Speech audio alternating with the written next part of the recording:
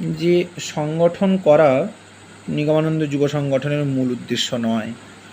যুবজীবনকে সুন্দরভাবে তৈরি করার কল্পে যাতে যুবকদের একটু সাহায্য করা যায়, তাই আমাদের মূল উদ্দেশ্য।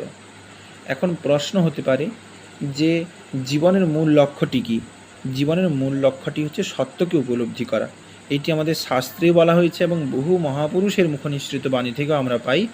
জীবনের মূল লক্ষ্য হচ্ছে জীবনের সত্যতাকে উপলব্ধি করা। জীবনের সত্য কী?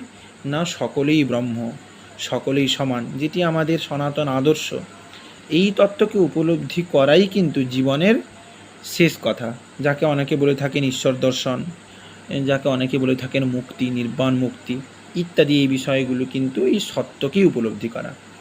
এইবারে সাধারণত আমরা দেখতে পাই যে যুবক যে বয়সটি, সেই বয়সে কিন্তু অন্তঃপ্রকৃতি এবং বহিঃপ্রকৃতির তীব্র আঘাতে